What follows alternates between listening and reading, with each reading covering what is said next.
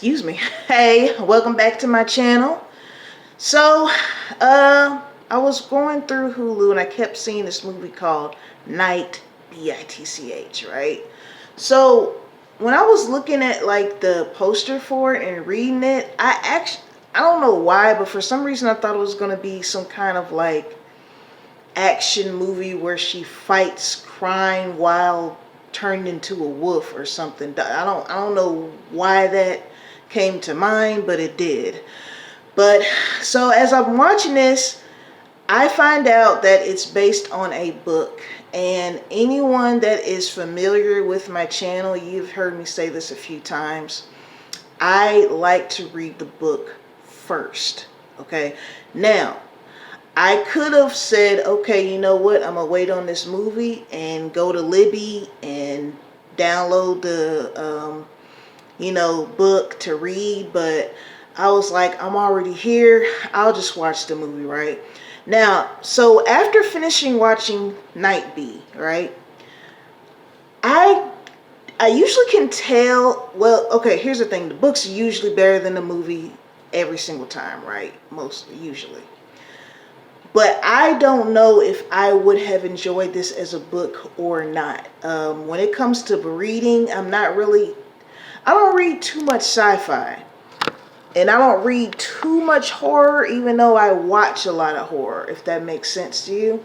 So I can't even say if the book was better than the movie in this. The movie was okay in a sense where I feel like it started to get more engaging and interesting once she started to turn and have the characteristics of a dog. But before then, it was kind of sad and depressing. Like, I don't know if postpartum lasts as long as the age as her child was, but it just seemed like she was really down about motherhood. Like, she just regretted, like, the decision of being a stay-at-home mom, and everything was just drab. Now, I will say this: the little boy, the actor that played her son, he was just, I really feel like he kind of stole the movie. He was just very smart and just cute for the screen. So they definitely casted well, in my opinion, for the little boy. So for like the first like 15 minutes, you don't even see the husband, because I'm like, is she married? Like, but I guess he has a job where he's on the road a lot. So she's pretty much living her life like a single mother in a sense that she's having to deal with her child all the time, no breaks. And she had agreed to that, be a stay-at-home mom with her husband. And of course, like a lot of husbands, a lot of fathers, they don't really understand the dynamics of parenting. This is no offense to any fathers, but unless you're a single father, but most of the time the mothers do take the bulk of the responsibility when it comes to rearing children. And he didn't understand that until they separated, and when it was his turn to have his son all by himself, then he realized, okay, this is a lot of work, okay?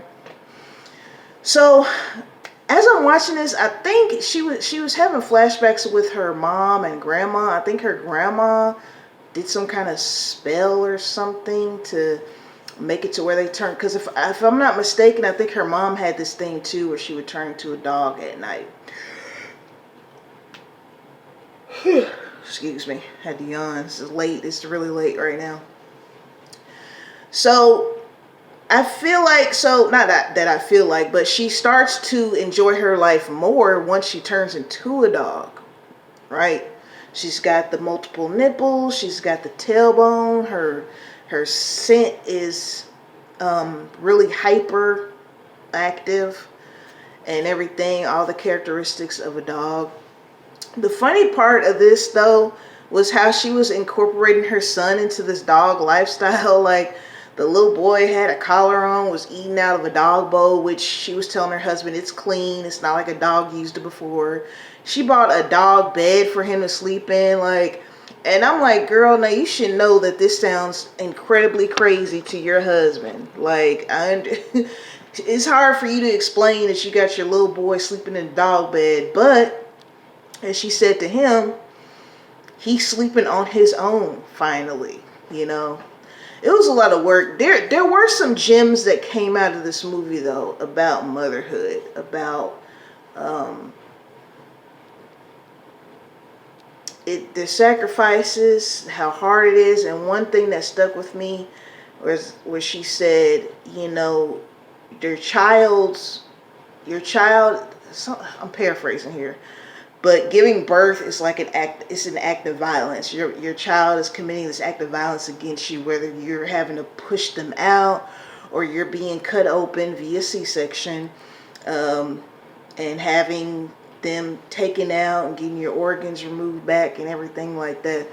It gets intense. Like, this is labeled under the horror / comedy genre, but there's some gems in there too. I mean, I do like that it highlights how it can be stressful, but I noticed that we are in a time right now where a lot of women are choosing not to have children, and to each his own with that. I feel like you need to do what's best for your life, like whatever fits your life. I totally get it. But I'm curious if I would like this book. Based off the movie, I'm not sure. Sometimes when it comes to reading, if the author's style of writing is nice, but the story may not be all that, because, you know, I could read it and just enjoy the actual act of reading, even if the plot may not be that good. I think for all you readers out there, you avid readers, you get what I'm saying. Like, sometimes the style of reading can be so good where you're like, well, I'm just enjoying reading this, even though the story might not be my genre or not my thing or anything like that. But I will say this, Miss what's her name, Amy Adams, she definitely did a great job on acting in this, because I really bought into this depression of being a stay-at-home mom. And you know, a lot of people think, well, it should be easy, you don't have to work and your husband pays all the bills. But it's like, yeah, but it's no time off. Like, when your husband gets home from work, he's tired from work, he's not trying to deal with the kids, so you're still with the kid, you know what I'm saying? So, but she did a good job of showing that feeling lost, feeling like her dreams of being an artist are just buried under being a stay-at-home mom. And then when she started to transform into a dog, we saw her be happier. We saw her be a little bit more assertive with people. I did like how she was able to show, because that's kind of hard when you have a movie where the character is two different people personality wise. You really have to be a good actor or actress to pull that off. So shout out to Amy Adams for her role in this, and her husband did really well, really good as well. There was a scene they had where they were pretty much just talking about, you know, their marriage and how it has come to this, and he was speaking his part like, well, you know, what happened to my wife?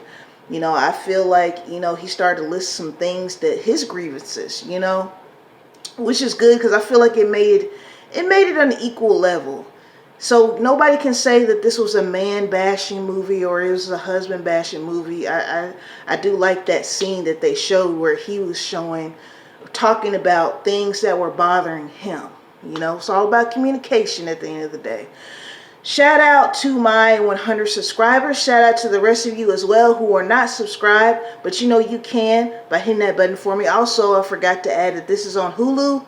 Nightbitch on Hulu. Check it out. Let me know in the comments how you feel about the movie, and what are your thoughts on some of the things I spoke about if you made it this far. Peace and blessings to you all. Until next time.